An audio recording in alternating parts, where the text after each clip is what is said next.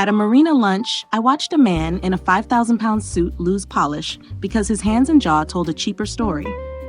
In my survey, 71% of women notice grooming before labels. I'm Ms Athena Ford, with 22 years in men's fashion and lifestyle. By the final minute, you'll know how to fix the expensive but almost problem and receive my private bonus, No Clothing Expert Says Aloud. Insight 1. The forbidden second-day shave. Over the last 2 decades, I have sat across from wealthy men, ambitious men whose jackets were cut so cleanly they seemed engineered rather than sewn. The surprise in my survey was not that clothing mattered. It did.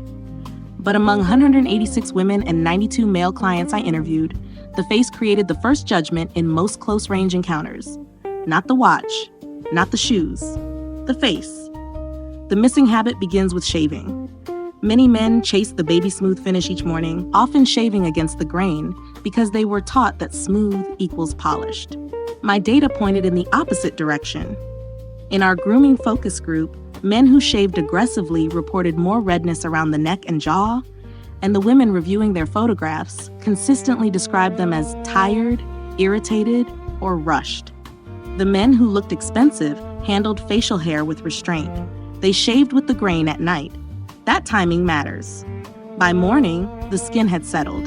The jaw was not fighting inflammation under daylight. There was a healthy texture, a small amount of masculine shadow, and no angry color break between cheek and neck. I call it the stubble reset. It is not laziness. It is negotiation. If your jawline is a different shade from your forehead by lunch, your razor has become too powerful in the story. Use one clean pass with the grain, shave at night, rinse cool, then leave the skin alone. The goal is not to erase the man. The goal is to remove distraction. Insight 2. The silent nose and ear protocol. Gentlemen, this point is plain, and I can say it because I study men's faces for a living. Nose and ear grooming is not a crisis task. It is a calendar task. In one round of interviews, I asked men over 40 how they handled nose and ear hair. The most common answer was, when I notice it. That answer explains the problem.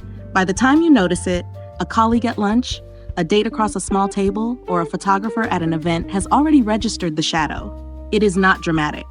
It is worse than dramatic. It is quietly subtractive. The men who scored highest for polish in my survey did something boring and brilliant. They had a weekly routine. Most chose Sunday evening because it already carried that reset feeling. Laundry, calendar, shoes, grooming, preparation. I call it Silent Sunday. 30 seconds, low setting, small nasal groomer, no performance, no fuss. What challenged me during the focus group was how little men associated this with style. They treated it as hygiene, detached from tailoring. But grooming is what allows tailoring to breathe. A crisp collar asks for a clean visual line above it. Stray hair near the nostrils or ears breaks that line faster than a cheap tie. Do not wait for a mirror emergency. Do not over-trim until the face looks strangely bare. Make the work invisible. The expensive impression is usually created by the detail nobody can identify. They simply feel that you are cared for, organized, and 3 moves ahead. Insight 3. The collarbone divide. The neck was the quiet revelation in my research. I expected shoes, wrists, and tailoring to dominate the feedback. Instead, when we showed close-crop photographs to the panel, the neck kept appearing in their notes. Red neck, pale line at the back, face looks cared for, neck looks forgotten. That sentence stayed with me. Many men moisturize the face and stop at the jaw, as though the jaw were a border crossing. It is not. The neck is part of the portrait. After 40, it often carries more sun history, shaving irritation, and dehydration than the cheeks. If the face is smooth, but the neck is dry or discolored, the contrast cheapens the whole presentation. The habit I recommend is simple. Take facial moisturizer down to the collarbone in the morning and use it at the back of the neck as well. Not a luxury serum, not a 10-step ritual, just consistency. In our survey, men who maintained the neck were rated as healthier and more refined in close-up stills, even when their clothing was unchanged. Then there is the haircut line. I've watched barbers cut the nape too high, exposing a pale strip that sits above the shirt collar like an editing mistake. Ask for a lower natural finish at the nape unless your hairline requires another approach. You want the collar to frame the head, not spotlight a raw transition. This is not vanity. It is continuity. Fabric, skin, collar, hair, they should pass the eye along calmly. A break at the neck interrupts the entire silhouette. Insight 4. The Invisible Hand Cream Index. I look at hands. Most women I know do. In my client survey, 64% of female respondents said hands affected their impression of a man's age, discipline, and intimacy more than his watch did. That finding did not shock me, but it did confirm what I had been seeing for years. A man may wear a serious watch, but the wrist and hand supporting it can betray neglect. Dry knuckles, cracked cuticles, and gray skin around the fingers make luxury accessories look borrowed. The missing habit is not use hand cream. Many men own it. The missing habit is integration. The polished men do not create a dramatic grooming session. They attach hand care to something they already do: reading documents, taking a call, parking the car before a meeting, reviewing their calendar. A small amount of non-greasy cream goes into the knuckles, cuticles, and the back of the hand. It becomes maintenance, not decoration. During one focus group, a woman described a dry handshake as competent but closed. Another described a conditioned hand as calm. Those words matter. A handshake is a small contract before the real contract. Texture communicates before speech catches up. Use hand cream as conditioning for the hand that signs, pays, leads, greets, and reassures. You are not trying to make the hand delicate, you are keeping it controlled. There is a difference. A well-maintained hand does not look soft in the weak sense. It looks managed. It suggests the heavy lifting in your life is now strategic, not chaotic. Insight 5. The 4mm nail rule. Hands tell the truth at close range, and nails tell the truth even faster. I have seen beautiful tailoring undone by a dark half moon under a thumbnail. It is a small thing until the hand touches a menu, a glass, a pen, or another hand. Then it becomes the whole thing.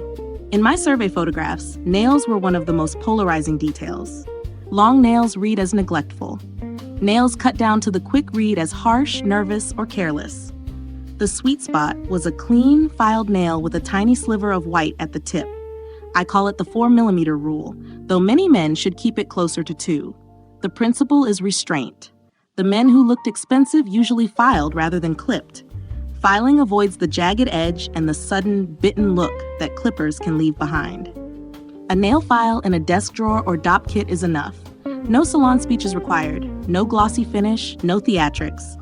The habit that separates the polished from the almost polished is cleaning under the nails each time the hands are washed. Not only after gardening, repairs, gym equipment, or airport luggage, each wash. Keep a small nail brush beside the soap. That single object can outperform a new pair of cufflinks. What surprised me was how forgiving people were about wrinkles, scars, and age spots, but how unforgiving they were about dirt. Age is acceptable. Neglect is not. Clean nails suggest self-possession. Dirty nails suggest you missed the detail closest to the person you are greeting. Insight 6. The forgotten corner of the mouth. This one is delicate, but it belongs in the conversation. The corners of the mouth are some of the most neglected real estate on a man's face. Men will whiten teeth, buy better toothpaste, carry mints, and still miss the dry line sitting at the edge of the expression. In interviews, women rarely named this detail at first. They would say a man looked tired, a little unwell, or not fresh. When we reviewed close-up images together, the pattern became clear. Dry corners of the mouth changed how the entire face was read. The man could be well-dressed, well-spoken, and perfectly shaved, yet a small crack at the mouth suggested fatigue. The missing habit is a fragrance-free balm applied at night, mainly at the corners. Not a glossy lip treatment, not a scented product that follows you around, just a controlled swipe where the skin folds and dries fastest. It takes 2 seconds, and it changes the way a smile lands. This surprised some men in the focus group because they associated balm with winter or illness. I see it differently. The mouth is the gateway of persuasion. Deals, apologies, introductions, jokes, promises, and affection all pass through it. If the corners look dry, the message loses warmth before the words arrive. Keep a small tin or tube in the bathroom cabinet. Apply it before bed, after brushing. Smooth corners make the face look rested. They remove a tiny visual alarm. In refinement, the smallest alarm is often the loudest one. Insight 7. The fragrance anchor versus the fragrance cloud. Scent is where confidence often becomes noise. In my survey, fragrance divided respondents more than shoes, hair, or watches. A quiet scent was described as memorable. A strong scent was described as invasive. That word appeared repeatedly. Invasive. Most men apply fragrance too high, too heavily, and too close to the shirt front. The chest becomes a billboard. Then the scent mixes with dry cleaning residue, body heat, car leather, coffee, or office air. The result is not sophistication. It is volume. The men who left the strongest positive memory used fragrance like punctuation. Small, deliberate, and placed where movement releases it. One restrained application behind the ear or at the back of the neck near the hairline, and another at the inside of the elbow, is usually enough. The shirt collar can act like a veil. The scent appears briefly, then withdraws.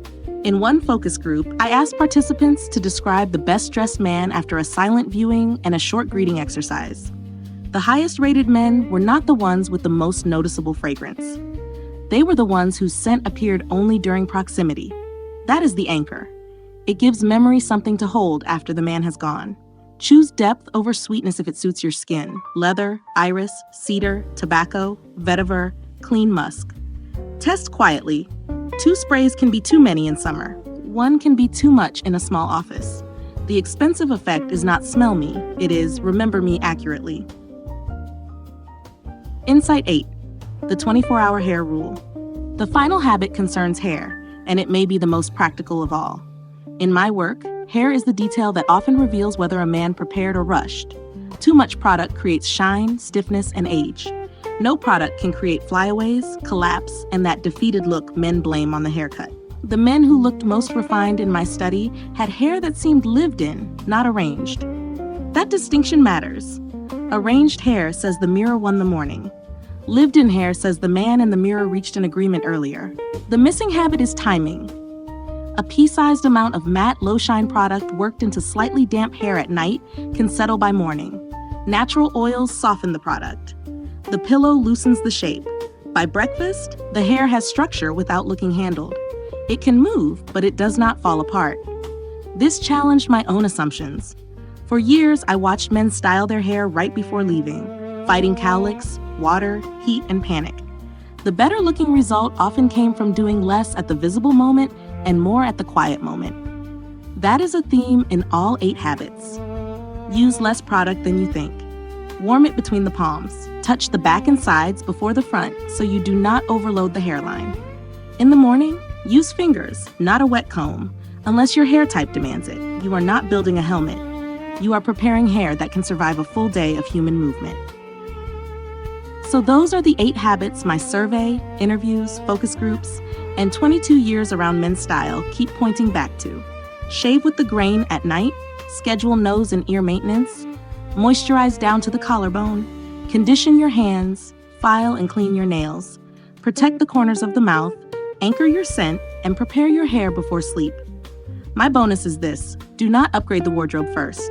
Upgrade the skin to fabric border. The points where your body meets the clothes, neck, wrist, hand, jaw, hairline, mouth, decide whether the clothing looks owned or rented. That is the line many clothing experts skip because they sell fabric. I study the man inside the fabric. For a fast start this week, do 5 things. Put a nail brush beside your soap. Move hand cream to your desk or car. Shave tonight, not tomorrow morning. Add a fragrance-free balm to your bathroom cabinet. Ask your barber for a lower natural nape finish at your next cut.